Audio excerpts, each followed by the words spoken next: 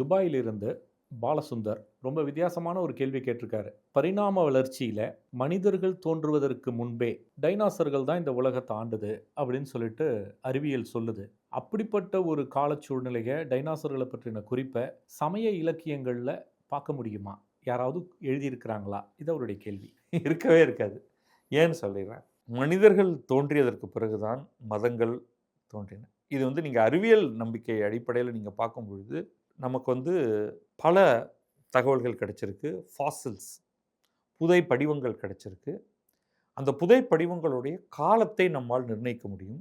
காலத்தை நிர்ணயிப்பது அப்படின்னா, அது கார்பன் டேட்டிங் அப்படிங்கிற ஒரு முறை மூலமாக உயிருள்ள பொருட்கள் உயிர் இழந்ததற்கு பிறகு எவ்வளவு ஆண்டு காலம் ஆகியிருக்கிறது அதோடைய உடல் பாகங்கள், முக்கியமாக எலும்பு உட்காந்துரும் அந்த இடத்துல. அது அழிந்து போகாது. அது அப்படியே படிவமாக மாறும். அது ஃபாசிலைசேஷன் அப்படின்னு சொல்லுவோம். அதில் இருக்கக்கூடிய கார்பன் துகள்களில் இருக்கிற அந்த கதிரியக்கத்தை வைத்து கண்டுபிடிக்க முடியும். அப்படித்தான் டைனோசார்கள் இருந்தன.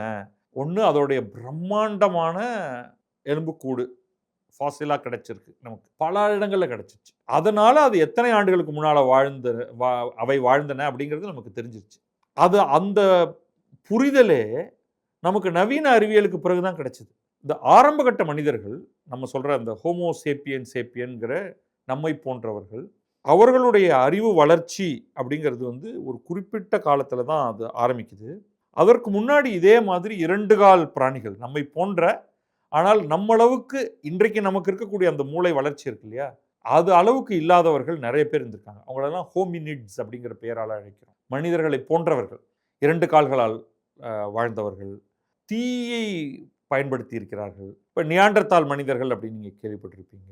ஹோமோ எரக்டஸ் அப்படின்னு, அதாவது 2 கால்களால் நிற்கக்கூடிய, நேராக 4 காலால் குரங்கு மாதிரி போகாமல் முதுகெலும்பு நேராக இருக்கக்கூடியவர்கள் அப்படின்னு. ஸோ அந்த பயணத்தில் பல ஸ்பீஷிஸ் இருந்து அவர்கள் எல்லாரையும் வீழ்த்தி விட்டு மேலே தனி ஒருவனாக இந்த ஹோமோ சேப்பியன் அப்படிங்கிற ஒரு குழு வருது. அந்த குழு இதற்கு முந்தைய குழுக்கள், 2 கால்களால் நிற்கக்கூடிய குழுக்கள், டூல்ஸ் பண்ணக்கூடிய ஏர்லி பிரைமேட்ஸ், அதாவது குரங்குகளே கருவிகளை உருவாக்கி பயன்படுத்துகின்றன. அதை நம்ம இன்றைக்கு கூட பார்க்கலாம். இன்றைக்கு இருக்கக்கூடிய குரங்குகளே அதால் ஒரு குச்சி எடுத்து வளைச்சு அப்படி இப்படி உள்ள விட்டு எல்லாம் பண்ண முடியும். அதோடைய இன்னும் மேம்பட்ட வடிவத்தை மனிதன், இந்த ஹோமோ சேப்பியன் செய்கிறான். அதற்கே ஒரு நீண்ட வரலாறு இருக்கு. பெருங்கற்காலம், அதே மாதிரி அதை விட சற்றே சிறிய கற்களை வைத்து செய்வது, அப்புறமா சிறு கற்கள், அதாவது அவனுடைய டெக்ஸ்டரிட்டி, அதை பயன்படுத்தக்கூடிய திறன், அதனால அதை ரொம்ப அழகாக செதுக்கி கல்லை ஒரு கூர் அம்பு போன்று உருவாக்கி அதை மூங்கில்ல கட்டி அதெல்லாம் இயக்கக்கூடியது. அந்த ஃப்ளிண்ட்னு சொல்லக்கூடிய அந்த செதில் கற்களை வைத்துக்கொண்டு கத்தி போல பயன்படுத்துதல், இப்படி ஒரு மிகப்பெரிய வளர்ச்சி கண்டதற்கு பிறகுதான் சைகைகள் உருவாகின்றன, ஒரு மாதிரியான பேச்சு உருவாகிறது.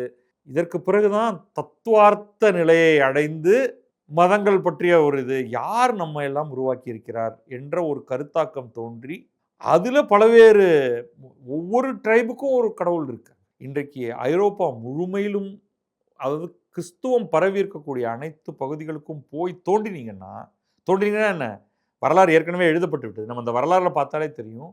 அவரவர்களுக்கென்று ஒரு மதம் இருந்திருக்கிறது, பல மதங்கள் இருந்திருக்கின்றன. அந்த மதங்களை எல்லாம் அழித்து தான் கிறிஸ்துவம் அந்த பகுதிகள் அனைத்திலும் பரவி இருக்கிறது. அப்படின்னா எவ்வளவு மதங்கள் தோன்றி இருக்க வேண்டும். எண்ணற்ற மதங்கள் தோன்றி அதற்கடுத்து வந்த மதங்கள் அவற்றின் மேலாக அமர்ந்து இப்படி மாறி மாறி வந்திருக்கு. இவர்கள் யாருக்குமே டினோசர்களை தெரியாது. ஏன்னா டினோசர்கள் அழிந்து போன காலகட்டம் ரொம்ப ரொம்ப முன்னாடி. நவீன மனிதர்கள் தான் தங்களுடைய முன்னோர்கள் யாரு, காடுகள், மலைகள்னு பல இடங்களையும் போய் தேடி, ஏன்னா அந்த அளவுக்கு அவங்களுக்கு உணவு கிடைக்குது, பணம் போன்ற எதையும் வாங்கக்கூடிய திறன் கிடைக்கிறது, கருவிகள் கிடைக்கின்றன. பெரும் பாய்ச்சலை 19ஆம் நூற்றாண்டிலும் 20ஆம் நூற்றாண்டின் ஆரம்பத்திலும் அறிவியல் காண்கிறது. அதோடைய பின்னணியில் இவங்க எல்லா கண்டங்களுக்கும் போய் தோண்டி தேடலை செய்கிறார்கள். டினோசர்கள் அப்படிங்கிற ஒரு கருத்தாக்கமே அப்போதான் உருவாகி வருது. அந்த சைஸை பார்த்து உண்மையிலேயே மக்கள் பயந்து போகிறார்கள். ஆனால் அது மாதிரி இருந்திருக்கணும் அதுக்கப்புறமா தான் தியரிஸ்லாம் வருது. இவர்கள் தான் காடுகளில் கோலோச்சி கொண்டிருந்தார்கள். ஒரு மீட்டியோரைட் வந்தது, அழிந்தது. டைனோசர்களுடைய அழிவுக்கு பலவேறு காரணங்கள் சொல்லப்படுகின்றன. அது எல்லாமே ரொம்ப நவீனமாக உருவாக்கி கொண்டு வந்தது தான். எந்த மதமுமே இதை பற்றி பேசாது. ஏன்னா மதத்துக்கு வந்து இந்த அறிவியல் பூர்வமாக இந்த உலகம் உருவாகி வந்ததற்கான ஒரு பின்னணி கிடையாது. இனி ஒரு மதம் தோன்றினால் தோணும். இப்போ நித்யானந்தா வந்து ஒரு புது மதத்தை உருவாக்க முடியும் இன்றைக்கு. நீங்களும் நானும் ஒரு புது மதத்தை உருவாக்க முடியும். அப்படி ஒரு புது மதத்தை உருவாக்கி ஒரு 100 ஆண்டுகள் அதை நிலைநிறுத்திட்டோம்னா, அதில் டினோசர்கள் வரலாம். வேற என்னென்ன மேமோத் என்று ஒரு பெரிய தந்தங்களை வைத்திருக்கக்கூடிய யானை போன்ற, ஆனால் வேறு கொஞ்சம் வித்தியாசங்கள் இருக்கக்கூடிய ஒரு உயிரினம், அதுவும் பயிற்சி வரலாம். டோடோ என்று ஒரு உயிரினம் இருந்தது, அதை கொண்டு வரலாம். கங்காருக்களை கொண்டு வரலாம். இப்போ கங்காரு மீது ஏறிதான் இப்போ நம்ம இங்கே சொல்கிறோம் இல்லையா, மூஞ்சூறு வாகனத்தில் பிள்ளையார் இருக்கிறார்னு. அந்த மதத்தில் வந்து கங்காருக்கள் மீது ஏறி, அப்போ ஆஸ்திரேலியாவில் ஒரு மதம் உருவானால், அங்கே ஆஸ்திரேலிய பழங்குடியினருடைய மதம் என்னன்னு எனக்கு தெரியல. அதில் கங்காரு எந்த அளவுக்கு அதில் இம்பார்ட்டன்ட். கங்காருவே நம்முடைய மதத்தில் எங்கேயுமே கிடையாது. ஏன்னா இந்த மதம் உருவான இடத்துல கங்காருக்கள் கிடையாது.